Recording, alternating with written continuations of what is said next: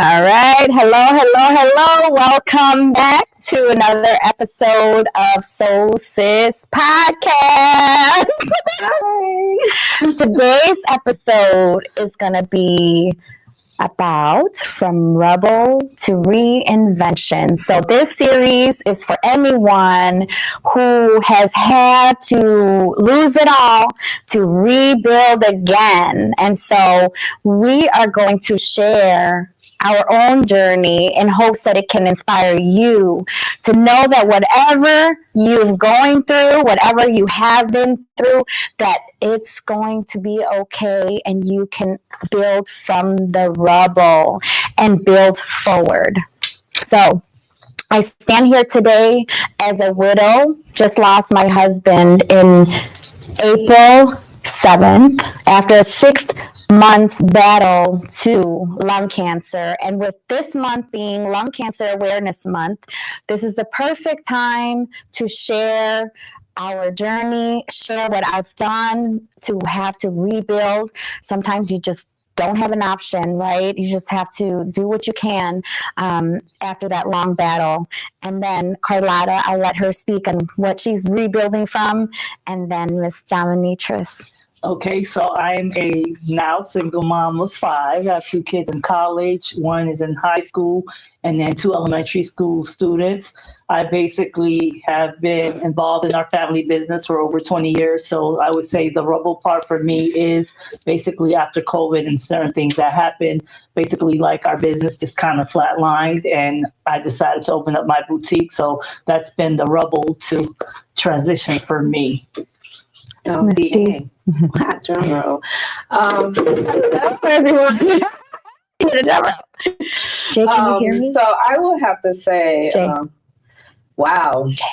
I don't even know where to begin or where to start. However, I will say, just to keep it short, I would say my rebel is overcoming marriage that led to a divorce after 22 years, being laid off of my job that I was, committed to for 12 years, as well as raising my children to continue to thrive under these circumstances and to adulthood and learn to advocate for themselves. So with all that said, I'm currently transitioning and continually transitioning into expanding my operations, leading services to nonprofit organizations, to women-owned business, as well as private organizations. Yes, most of the time I do provide pro bono services, so I would say that's my rumble to my next step and phase. And it has not been an easy walk. However, it's about waking up every single day and facing it and continue to move forward gracefully. Absolutely. So, what else do you want to share?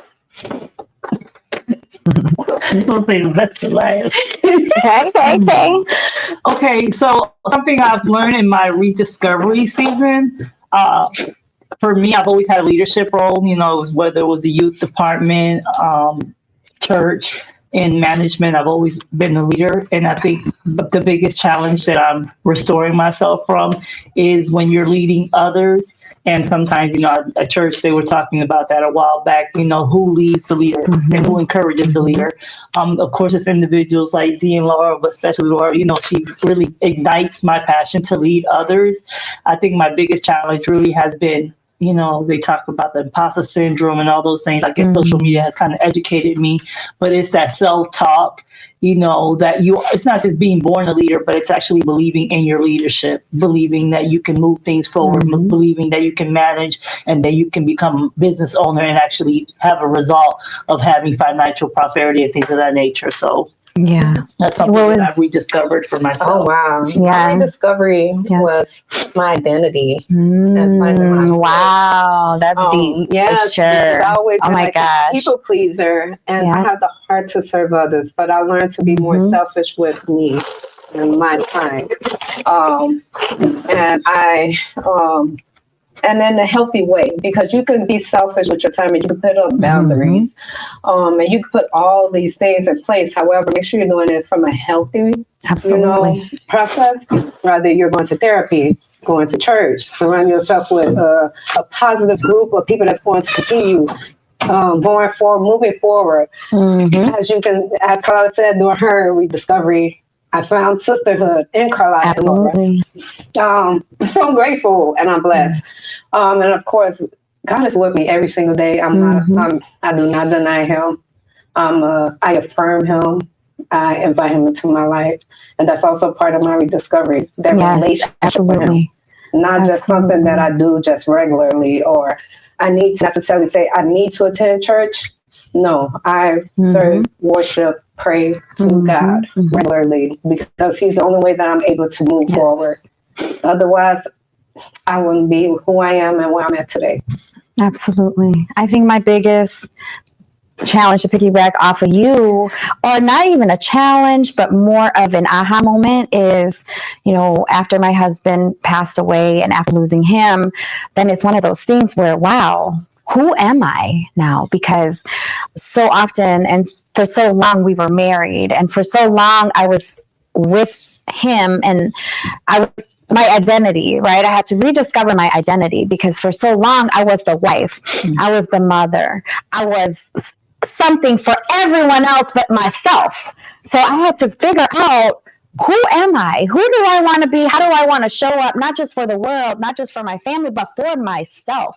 How do I want to show up for myself? So these last 6 months, since he has been gone, it has been a moment of rediscovery, a moment of sisterhood, a moment of taking those vacations, breathing, taking those rest periods, and just really diving into what it is that I want out of life, and what it is about me. What am I rediscovering about me? Because somehow along the line of being with a partner for 20 years, you lose yourself, right? You are who they want you to be, because you're compromising, right? And so often we get lost in that. We, as women or men, we can get lost in our identity. So I think this period is a pivotal moment for me, because I am starting to rediscover myself. I'm starting to rediscover who I am and what makes me happy. What makes me shine? What's my next move, And so that's one of the aha moments, and I believe that's one of the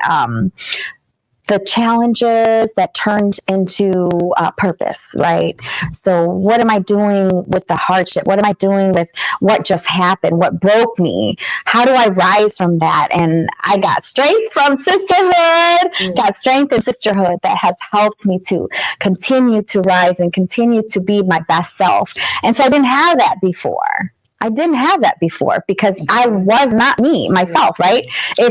You're living under someone else's, because when you're a partner, when you're in a relationship, it's like, if you have a partner who, like my late husband, and who, had a particular way about him, you couldn't do certain things, you couldn't do that, you couldn't do this, and so, like I said in one of my posts, this is my first girls trip, because during the time I was married, that was a big no-no, which I didn't understand, but I compromised. You tend to compromise when you're in a partnership, right? And then I was just like, the aha moment, being at Puerto Rico with all my girlfriends, and just like, wow, I haven't done this. Yeah.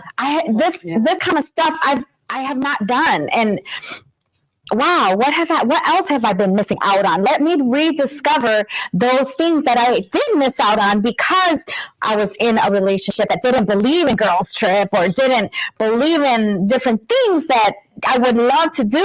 I had to compromise, right? So many times we compromise, and we lose ourselves in that compromise, right? So, and I think that it's not just the compromise part. Of course, being a mom, we're all moms. I mean, for me, I think it's like I keep on like, she's got 5 kids. We already know, but for me, it was stretching myself 5, 6 different ways. And self-devotion is kind of a word that came in my mind, and being transparent. That you devote your time to your significant other, your husband, your career. And when your kids are young and doing diaper changes and driving back and forth, they're getting sick in the car, and your child may or may not have a special need, I can relate to those things.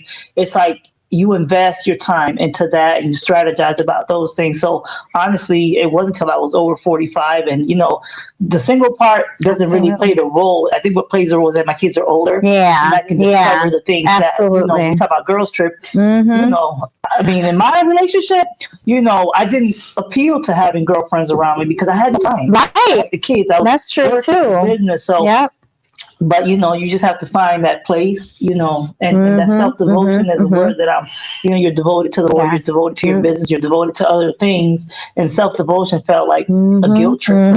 Like, Absolutely. I mean, even now, like I get up in the morning, my kid's father is still very involved, they spend a lot of time with him, but like getting up and not having to run around the house and make sure everybody's up and run around and make sure everybody's dressed and make sure everybody has their lunches, for him to be able to potentially step up and do those things, it's like a guilt thing for me because I have a minute to just devote to whether it's journaling or looking over emails, and even not personal, not work related. You know what I'm saying? So self devotion has been something that I've rediscovered in this season. Absolutely. If I can add to both, going to new places. Yes. That's part of healing. Because you can't stay in the same place and expect the same outcome of healing. And I've also learned that in this journey. And even speaking in terms from the kids' perspective and finding that devotion, it's so important mentally, emotionally.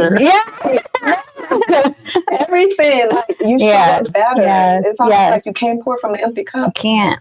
Because we're doing all this and we get caught up in all this stuff of life. Yeah. And y'all know my story. I had a stroke in 2017. Absolutely. Because I was doing so much for everyone else. So much. And I didn't even know I was having a stroke. Yeah. I drove myself to the hospital and it was like, you're having a stroke. Wow. And I was like, no, I'm here because I have a flu, my fever. And they said, no, then you are having a stroke. Wow. So taking care of yourself. Yeah. It's so important. It's so important. So important. Like you said, you can't pour from an empty cup. Yeah. Okay. And I know. I've been pouring from an empty cup for a long time. Yeah, we have. Oh my God. You can invest. You pour out a lot. Yes, you do. I think I know we're women of excellence. That's what it says. How do you meet this next? Exactly. I believe in divine connections, serendipity. There's special things that connect us at certain times for certain reasons, seasons, and some of us for a lifetime. I just think for me, if I wouldn't have had that sisterhood, it's far beyond Laura and there's other women like the business divas and just identifying myself with. It's okay to have friends that are of different ethnic backgrounds. I'm just being real. Absolutely. You already know me. I was raised by Latin women. Of course. But it's okay to be mixed and like soul music. It's okay to lean toward that Spanish and read in Spanish and do certain things. Absolutely. So for me, just accepting my uniqueness and being diverse and being, unique, baby. Hey. Well, and that's what shapes our identity too. That's another thing. Yeah. Neither one of us confined to the boxes or the norm of life. No. It's like we're breaking out. And tell me what to so it connects us, right? So just to share a little bit about each one of us, I was born homeless as a Lao refugee child outside the refugee camps of Thailand, grew up, teenage runaway, got raised by black mama, then married with the black man, and then here this Latina woman, born in a Latina hood, right? And then raised by a single mom, right? Mixed Latina, did mixed identity. We all went through some crazy identity crisis. She didn't even know. Teenager. When she found out who her dad was, then she found out she was mixed with again. Because my sister was like identity crisis. Yes, identity. Right. Then you got Dominique, who was born to teen parents in the middle of Humble Park, a poverty stricken. There you go. Dad was indicted for federal Yeah. drug charges. Yeah. So I mean, we all three of us have been through so much, Yeah. and I believe that's why God connected us, because our journey, and like I had mentioned before, I'm like, this is like such an amazing movie. That does movies, our collective stories right here. You know, see the movie starting right. You got this right in the fields of homeless on the ground. The what do you call it? In a camp, like this little refugee child was crying. Okay, a baby. The movie opens up. A baby's crying. You got the The same time, you got you in the hood project with teen parents. You we all got born, and then we all started right into poverty and domestic violence and mental health issues and all this stuff that we struggled through. Then into marriage, and then we still every single moment we transitioned into every single rock bottom moment became the foundation of our new identity each and every single time. Even stepping into this season of our lives, once again, because of the struggles we have overcame in the past, I believe it's fueled our soul to be able to once again rebuild from our rock bottom moments. And these are starting to become the foundation of once again our new identity. So we just don't talk the talk. We talk based off of our real life experience. This is real life. This is real life, man. We turn that pain into power, and a lot of people are unable to alchemize that.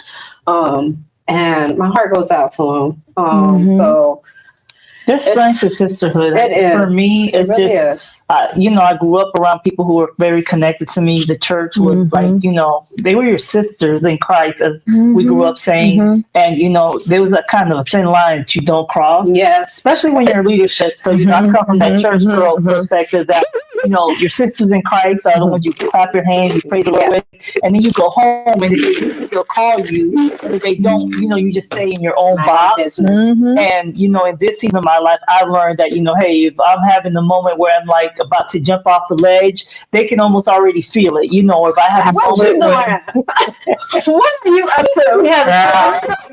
I mean, because we both did ministry. All three of us also did ministry with our former husband. Oh my goodness! Giving me the everything. Oh my goodness! Wow.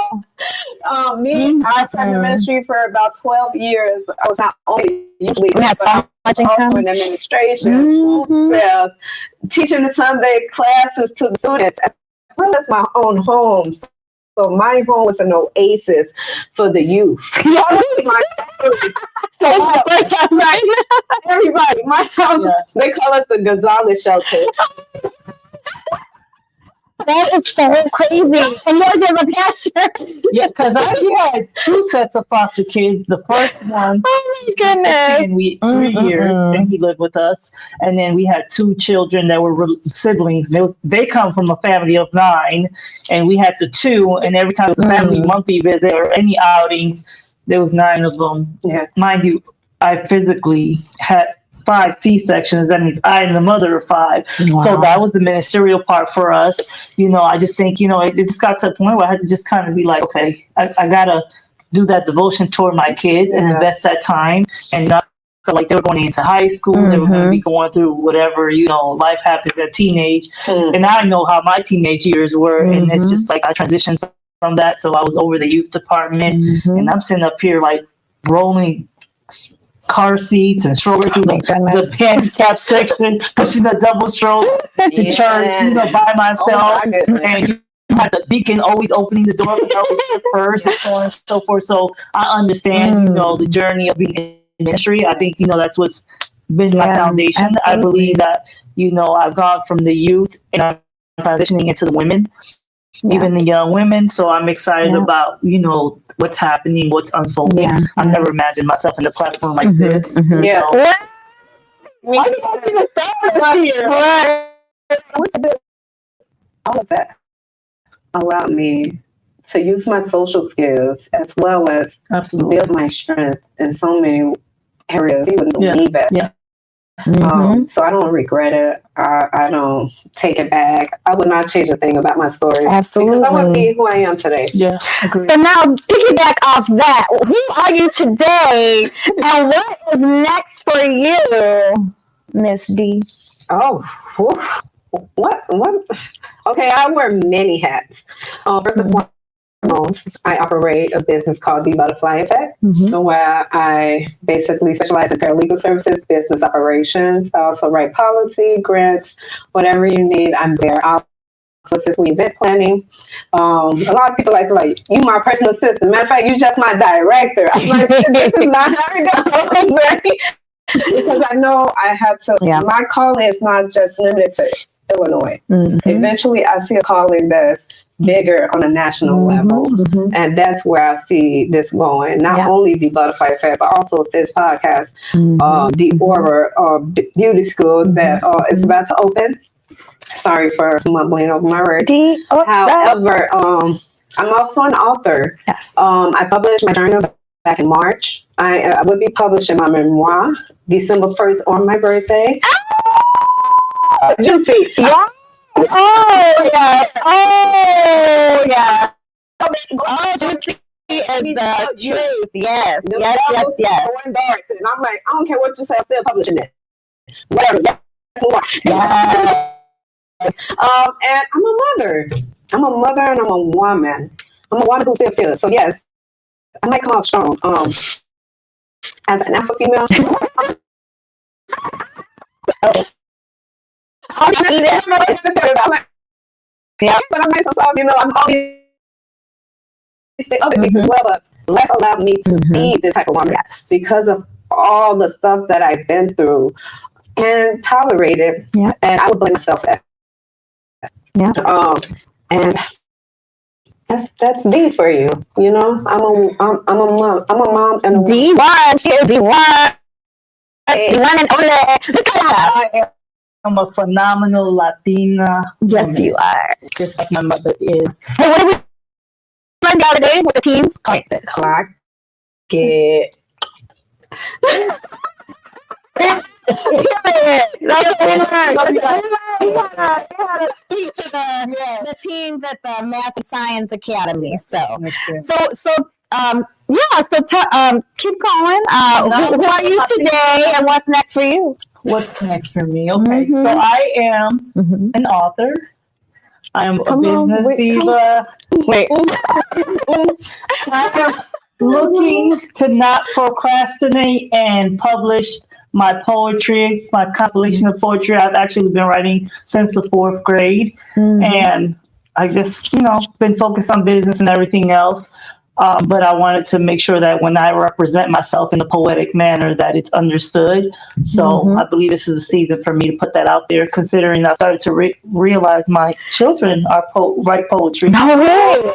So that's awesome. My daughter wrote something, and I was just like, oh, nice. She was like, really? I was like, yeah, I just had to put it out there. Yeah. Oh, wow.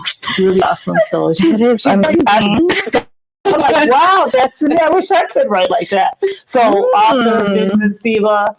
Of course, I am a fashion designer. That took a great turn for me because I was just trying to get so many classes. New York Fashion Week, Los Angeles Fashion Week, Chicago Fashion Week. Yeah, we got a featured. Let's see. Featured Business owner. So I'm an entrepreneur. I'm a mompreneur. Mompreneur. To expand apart from fashion, I definitely want to, niche down. Yes, ma'am. You're learning. My business. You're learning. Business coach here. Yeah, so I've learned how to pivot. Yes. And I'm starting to realize there's strength in what I have within me. Yes. It's not about the trauma. It's about the lives that you can touch and transform into triumph. So. Yes, ma'am. Okay, so what's next for me is I really want to focus on doing like women retreats and more like, on a quarterly basis. I went to an event just recently. I know Dee and Laura and I always support other individuals, but I think there's a lot within us, within our stories and our sisterhood. Yeah. So I can see experiences like that. Sometimes, you know, if I knew that there was experiences as a woman or wife or mother that I could go to and gain, you know, strength from other women and hearing their stories, you know, and how they speak and how they tell their story, that's powerful to me. I haven't actually been to a women's retreat in years. Why don't we create one? We got property in Florida. Yeah. We got property in Florida. So we talked about doing that like a 3-day, Saturday. Let's plan it. Yeah. Maybe the New Year's. Ooh. Okay. Plan our year. Plan our year. We just come. We just roll. Right. We should do a retreat. Especially in June, I want to do like a youth retreat as well. Like a Friday be like, you know, the black lights and, you know, just the music and everything like that. Comedy, open mic, music, and then Saturday, you know, morning. My music. Gotta go to church and gotta take it to church. Gotta take it to church. So that's me. Okay. For right now. Okay. Louder. So now the next question is, you didn't answer that for your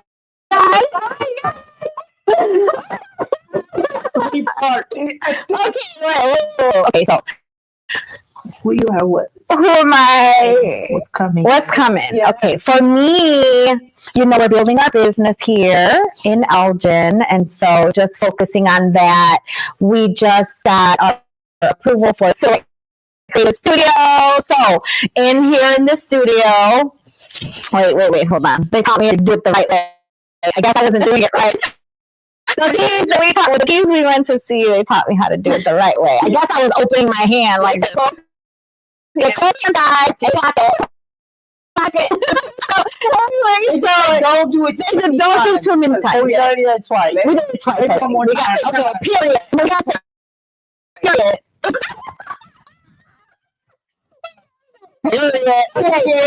So for me, it's just, you know, continuing to build here, right, in Elgin, which is the same town where I once grew up, about 10 minutes away as a refugee child, unable to speak English, running around with hand-me-downs on a cockroach-infested run-down apartments with 14 people living there at any given time with cockroaches. Cockroaches, the mouse, you know.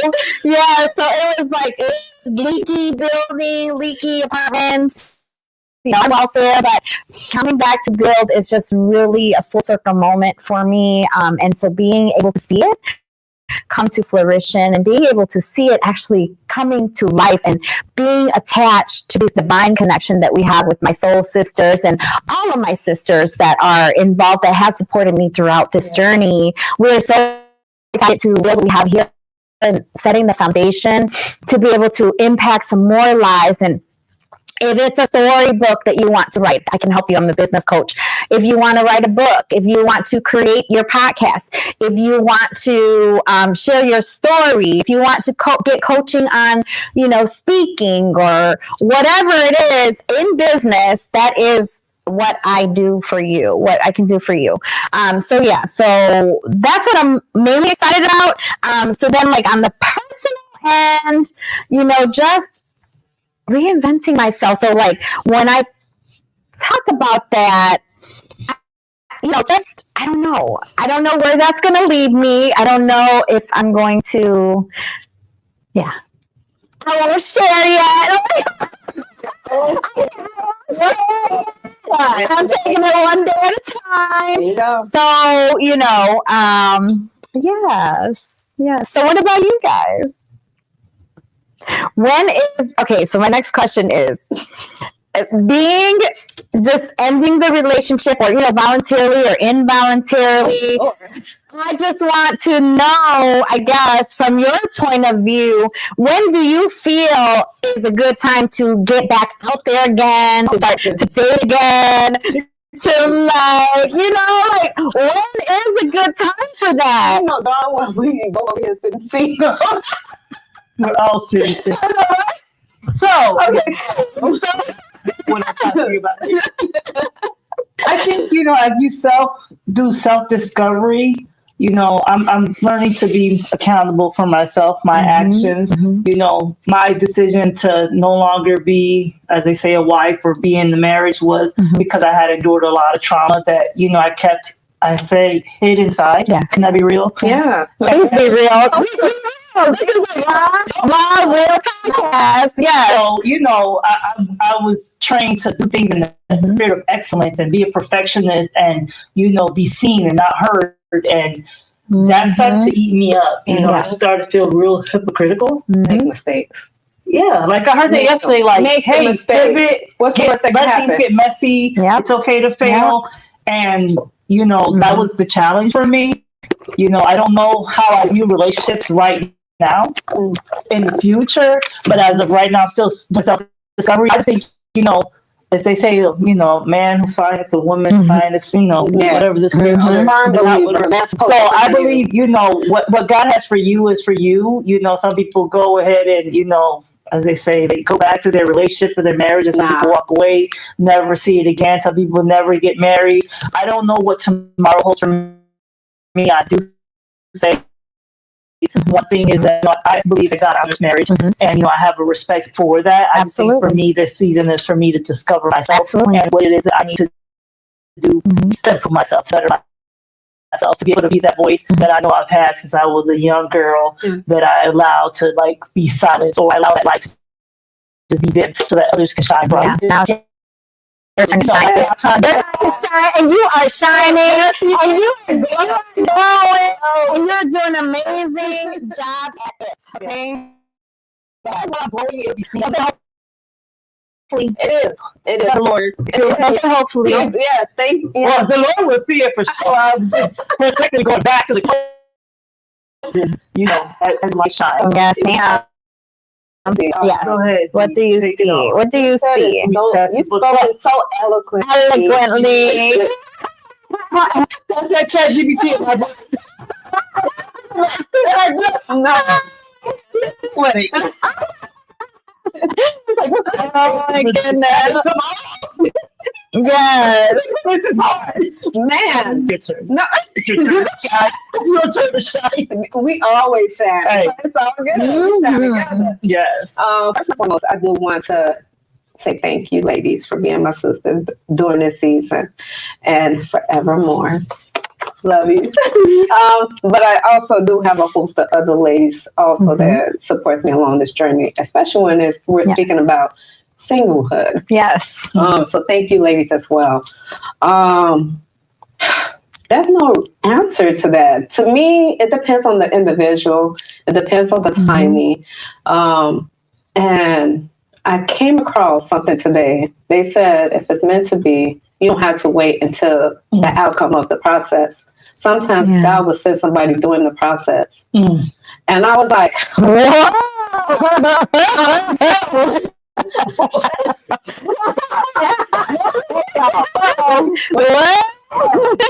I really is a ram in the bush. I'm sorry.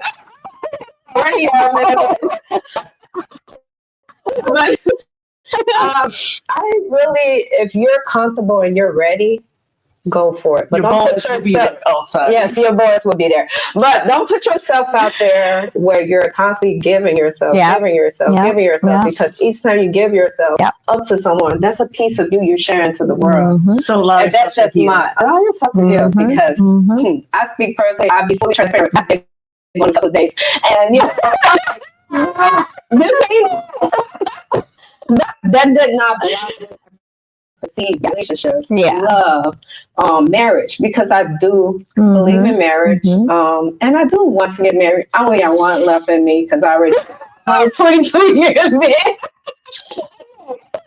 Me already. We're my goodness, straight to the altar. That's not what we Yes, take it right. Let's take it one step at a time while you're enjoying it. Yeah. So, it depends on the person, the individual. Some people I'll be a bridesmaid. Sorry. Oh, no, you win. Some people you know, it depends on the person. Yeah. Some people go right in and start dating. I just saw a post where, what's his name? The guy Kurt.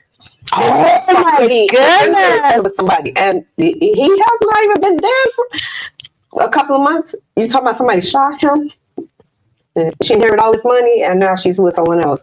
Oh, she's with someone else now? Yes, that's what I'm saying. I don't That fast? like dates. It depends on the person. That's true. That's true. Healing, yes, you know? that's true. And that's how it turns a relationship. Yeah, that is so true. Come on, Pon. Me? Yeah. What about me? You're supposed to answer the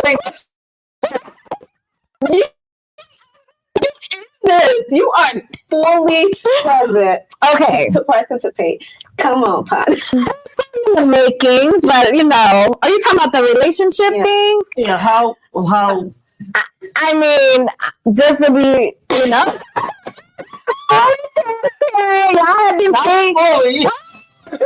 Not fully. Okay. Partially transparent. Y'all have seen me with a little bit of glow lately, right? Yes. The last few weeks. So yes, there is someone in the background. However, we are going to, you know, be friends, take it kind of one day at a time, you know, because don't want to rush things to somebody that I have met 24 years ago. Somebody from the past that I am, you know, talking to. And so let's see where it goes right now. You know, I'm just living one day at a time, you know, just being around people. And if it's the person, and if it is, you know, him that's bringing me joy, that is what I'm going to spend some time with, right? So right now, my focus is rebuilding myself, but also surrounding myself with those who are going to pour into me, as well as, you know, pouring into them, of course, naturally. I do that naturally, but I don't want to be around anybody who's going to like just drain me or take me away. But right now, this particular someone has been really sparkling my glow lately, and love it. Yes, this particular someone, which, you know, I don't want to prematurely announce that because we still have to see where it goes. But for right now, in the background, he is special and very amazing, and he is keeping a smile on my face, and you know, it's bringing that kind of like I don't know, I can't even explain it.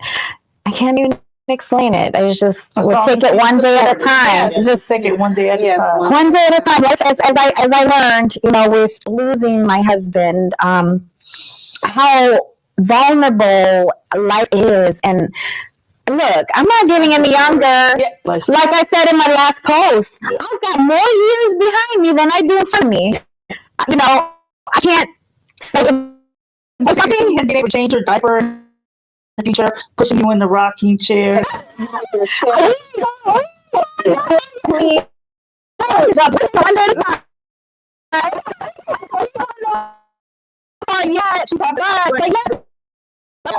Yeah, but don't mean naturally. We're gonna be friends.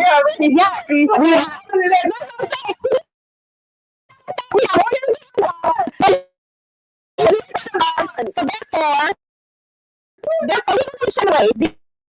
You know this.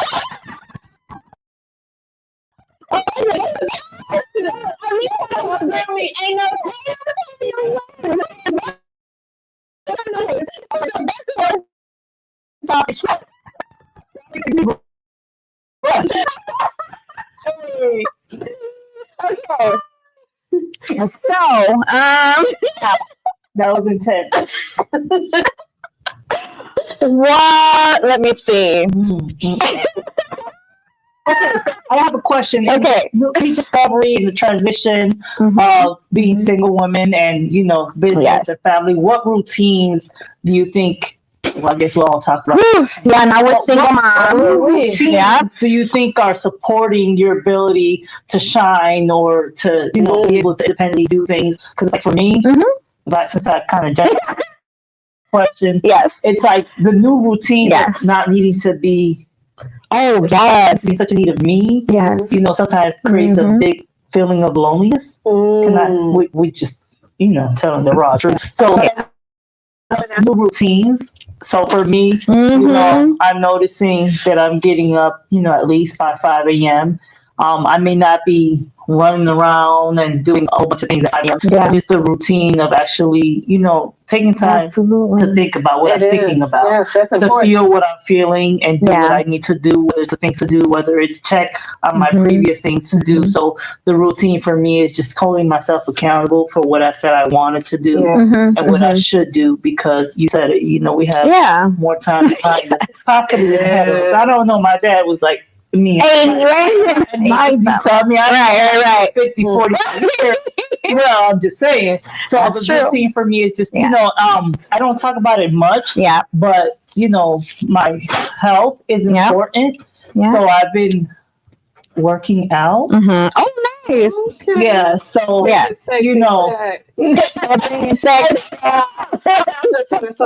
need to. Yeah, no, that's one thing. I think for me, it's just, I'm gonna be real. Like I had a few years back, I had a car accident, injured my shoulder, like hurt my arm in the midst of me trying to do this whole designing thing, and just gaining strength, because like my kids, are active, they do sports and stuff like that. So being able to physically do things, because when you get closer to 50, like your body just does some. Your physical strength is different. It's more than the gray hairs. It's just slowly, but surely you'd be like, where that crack comes from? So the routine for me is just, doing that morning routine is becoming important. Yeah. Go ahead and go. Okay, so with the same, me and you have similar routines. I wake up at 5 in the morning, get my meditation prayer on, go for my walk. As I mentioned earlier, it's the identity. Yeah, it's my identity. Absolutely. So even if things don't work out the way that I wanted to work out, because I'm so used to being in control. Right. I'm learning to let go of having control and just let things play out for itself. And control what I can. Absolutely. So part of my routine is pivoting when necessary, but also continuing to build on who I am mentally, emotionally, physically. Make sure my young adults, my children, are okay as they prepare to their next journey in life. Yeah. And wow, it's just being a part and collaborating and networking. So it's like that intentionality part and being consistent and persistent so that something will gradually come in place, because I know these are tough times. So it's also being considerate and moving gracefully. Right. So yes, that's part of my routine to make sure. And that leads me to the next question that I have. And that kind of goes back to like what I have going on too. How do you reinvent yourself without seeking approval? You know what I'm saying? Like, that's tough. You know what I'm saying? Like, right. And so in the back of my mind, it's like, well, number one, you don't seek approval. For one, it's your life. You do, but there's always that like, it's a fine line. You know what I'm saying? It's like a fine line. You know that there's going to be, people are going to talk regardless, right? So that's why it's like, okay, I'm going to keep this to myself until I'm ready, right? And so I'm not seeking approval from anybody. I'm going to move on and continue to do what makes me happy, be with who I want to make me happy. But it's one of those things where it's like, okay. So I'm not an expert or master. However, yes, I think I have the gift of gathering. Love people. And sometimes it's almost to my own demise, the way that I love and I care. However, seeking validation has never been a problem for me for the past couple of years, because once I had my stroke, literally, I felt like I was dead. So after me having my stroke, it was sort of like an awareness and eye opener for myself, because I realized who was still by my side, who drifted apart. Then, overcoming that validation part, I was able to say, no more, step out of this divorce, because it was going to cost me my life. Absolutely. I walked away from a government job because I was like, no, I know my worth.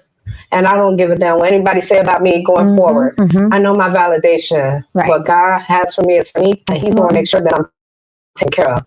So I start changing the way I move. I start changing the way I view people and the way people view me. Because if they're not elevating me, if they're not growing me, if they're not invested in me, if they're not sponsoring me, why do I have to seek your validation or approval? Absolutely. Why am I even sitting in a relationship with you if you're wasting my time? That's how I feel at this point in my life. So my next question is, what surprised you about who you became after the storm? I was still alive. Hmm. Still alive. And it wasn't just a stroke. Do you remember I got into a hit around the heart and somebody literally hit me from behind and left the scene. And everybody, the ambulance arrived at the scene. And they was like, you're still here. And I was like, yeah. They said, we need to take you to the emergency room. I said, no, I'm fine. I don't have no injury. I'm fine. Wow. They said, your car is total. We don't know how you made it up the car. So I would say God, first and foremost. That's how I feel highly that God has a calling on my life, on my name, my walk, my children. I can go today knowing that I did all that I needed to do because God allowed me to be here another day. Rather it's crying, rather sharing my heart, rather it's journaling. My relationship with God, I take it so serious. I joke around and play all day. you might see smoke to that. You might see me drinking a cocktail or wine, but my relationship with God is between me and God. Me and God. And God always wrapped his arms around me. Yes. When I cried many nights in that bed for being alone, wondering what my former husband was at, you know, being accused of being a cheater, you know, going through these When issues. he was probably cheating himself, so that's what usually happens. Going through the issues with my children as they got into adulthood and all the things they've been through. And they're finally, you know, telling Mom, this happened. And it's like, it breaks my heart, but knowing like, okay, I'm creating this legacy, not only for my kids, not only for myself, but those who I touch paths with, because this is bigger than me. It's so much bigger than me. Yep, it is. It's bigger than all of us. What about you? What has surprised you, my darling, my beautiful sister? What has surprised you about who you have became after this storm? You know what? Being a church girl and you know, faith is supposed to be the biggest, and you know, but it talks about faith being small as a mustard seed, or being the evidence of things that you don't see and have to believe. For me, my faith was really challenged, and it has allowed me to discover a new vision of faith. Because I have to trust not just in myself in a selfish way, but in whatever the Lord has invested into me, and whatever, you know, my situation has created within me. So faith, looking at it in that perspective, has really been, you know, going back to that rediscovery, like believing like you can do it, Carla. Like, you know, I have put enough in you. Forget the trauma, forget the challenges, forget who they say you were or who he said you was.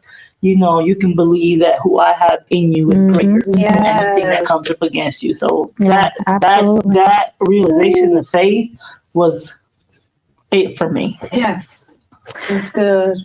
That's real good. Being a woman of faith, but actually learning how to trust. And that's hard. That's another topic right there. Because you have to believe in yourself. You have to trust that you know you're doing what you need to do, that the work that you're doing is going to produce the fruit, the income to maintain. At the end of the day, sometimes what you produce ain't going to automatically, you ain't going to reap that within that same day. So it takes time. And time and not losing hope. Not losing your faith. Through the triumph, you know, the trauma and the seasons that I've been through, I couldn't sit here at almost 50 and I'm like, oh my 5 kids. You look at Yes, I am truly happy to say I'm gonna be 48. I've had 5 kids, and I'm able to support other women and speak life to others. You know, I was speaking to a young lady and she was just, you know, a phenomenal businesswoman, and she's younger, much younger than me. And she just kept on, you know, expressing how, you know, she's heartbroken and how she's challenged by not having her significant other, never been married. And I told her, the grass is not greener on the other side. I'm not saying being single is so much better. It's not, the need to take care of someone is still there. The need to make sure that, I feel like that's a topic that is not talked about enough. The topic that I feel is not talked about enough is, as women, the things that we do in relationships, and men, period, just relationships, and what you were explaining, like always having to be the one to take care of the things. If you are that person that has to take care of everything, the kids, being someone who's working, but also having to come home to cook, to clean, to make sure the bills are paid, to manage the business, just having to be everything to everyone. A lot of people we don't talk about that enough. We don't talk about that enough. It's just expected that we are the ones to have to handle everything for kids, doctor's appointment, what's for dinner, what are we going with today? Is the laundry done? Is the cleaning done? Plus have to work a full-time jobs, 2, 3 of you have to be able to provide for the family as well. Yes. And that's nothing I'm faced with. Because although me and my former husband were off and on 5 years before our divorce was finalized 2 years ago, basically I was doing everything. But that's how our relationship was. And it's called the single married woman. That's the topic we don't talk about enough. And bringing out the single married women. Now we do need to have a male's perspective. Yes. Because would you like to chime in? because it's right? It's like men is a provider, right? And you make them bring it home. Yeah. I'm providing a home. I'm providing, protection and things like that. So in my when men have been around, and I'm not speaking on behalf of men because I could never do that. We're gonna have some men on the podcast respect as well. Yeah, and it's just like, I think for me, what starts, as I say, what crumbles, the cookie crumbles when you don't feel that support for you. Yes, absolutely. So we talked about the stroke. Or you talked about losing your husband to a terminal illness. I think for me, after my dad passed, COVID was happening. I had been raising 2 foster kids for 3 years and my 5 kids. I had a nervous breakdown. I literally was admitted. My dad was passing away and I could not process. And I mean, everything shut down. I mean, like I was in my mind, in a spiritual mindset. I was fasting. I was praying. That means I wasn't eating or drinking, because that was what a fast was for us. I mean, some people, it's like fruit, drink, vegetables, whatever. But for me, like I was breaking away from losing somebody who I always wanted to be close to me. And it literally ended up being a nervous breakdown. And the way it manifested was really, I felt like somebody was trying to hurt my kids. And it was like a reflection of me feeling the hurt of my father being absent. And now he wasn't going to be absent like he was not married to my mom, and he wasn't with me, but he would never be with me ever again. So that, went to the hospital, ended up being there, and they're doing all kinds of evaluations. I'm like, Lord, maybe I am cooking for Cocoa Puffs. Oh, no! But I'm serious. Oh, man. Being transparent. But those are the things that we don't talk about. For those that we do go there, nobody even knew I was there.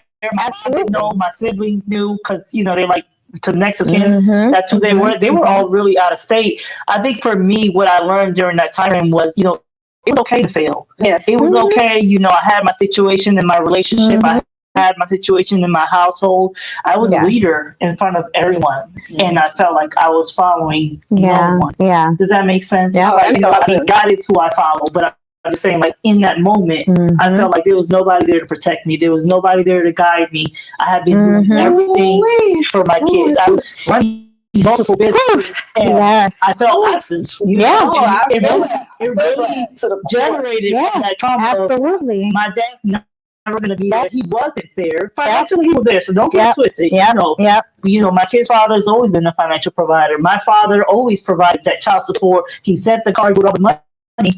But the money was not what I needed. It was the presence of that individual. And that's when I realized, you know what? That was like an aha moment. It was like, I can't be the best me for my husband I can't be the best me for my own children. And when that was challenged, you know, that was something that was, you know, pivotal for me. I'm like, I never did a business, but I wanted to be in the business, but I had ran somebody else's business. So those are things that impacted me. Absolutely. All right. As we're closing up, I want to have one last question. Then we want. Okay. Finish this sentence. Okay. I rise because blank. Yes, go for it. So I rise because I am a unique, intelligent, and phenomenal soul. I rise because. I rise because I'm resilient. After the storm, I still stand. I rise because failure is not an option, because other people's success is dependent on me and what I do. Come on. Can we do the coffee? Period. So failure is not an option. There's too many people counting on me to do what I have to do in order for them to be able to rise above and do what they need to do with this. Some of them don't even know that yet. Oh my goodness. Some of them don't even know that I have the key to their potential. And in order for me to be able to do that for them, I have to do it for myself so that I can bring it to them. Okay, so we have here, thank you ladies for your openness. Thank you for watching. Miss Crystal's also on here. Hello, Miss Crystal. Hey, Daisy. Thank you for tuning in, ladies. I hope you enjoyed the rawness of our show. So we thought this week we would open the doors to, you know, to us and our story. And we're going to continue to do this. So please make sure to comment anything that you want to see in the future.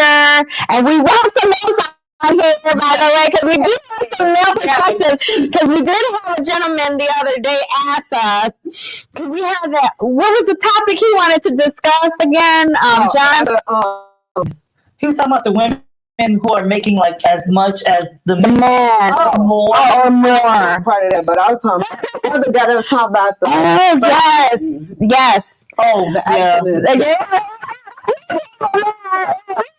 Well, for the next topic, right? We could table that for the next show. Yeah, he was saying he had practiced abstinence. Yes, and that meant nothing at all until he got married. Yes, which we had a male perspective. He said him and his wife practiced that, and they're still married. So you know, he could say that was something he wants to talk about. The same topic she discussed, but coming from a male perspective. So we got some amazing things up ahead for you. And also, I do want to have a last final message. Remember, today, this month is also Lung Cancer Awareness Month. And, you know, I share that to share that you all must get checked. Make it an important part of your day. Make sure that you schedule yourself for a screening. If you are at risk for lung cancer or anything, just take care of yourself, because I've seen how fast and quickly it can go down, and early diagnosis is the way to go. If you would like to read our story and learn a little bit more about my husband's lung cancer journey, you can find our book on Amazon called No Cancer, He's Mine, or He's Taken. No Cancer, He's Taken. You can also follow me on my social media. Mine is Laura Empowers with LauraEmpowhers. So I'm on Facebook, Instagram. If you guys ladies can share how people can get in touch with you and follow you as well. You can follow me on Instagram at King's Clothing Chic, and it's King, Kings, Clothing, Klothiing, Chic, CHIC. And I'm also on Facebook as King's Clothing NFP as a not-for-profit. Yes. Wow. You can find me under Dominatrix McCauley. That's my personal profile for Facebook. And I also have a business account on Facebook, The Butterfly Effect, that will also pop up. The same on Instagram. Awesome. And feel free to go and read our collective stories and follow us for updates on our events and things that are coming up. Our podcast website is www.soulsispodcast.com. All right. With that being said, thank you for tuning in. If you're watching the live, if you're watching the replay, we are also on every major podcast platform. If you just want to listen or replay in your car, while you're doing laundry or whatever. So have an amazing Sunday, and thank you again for tuning in. Thank you.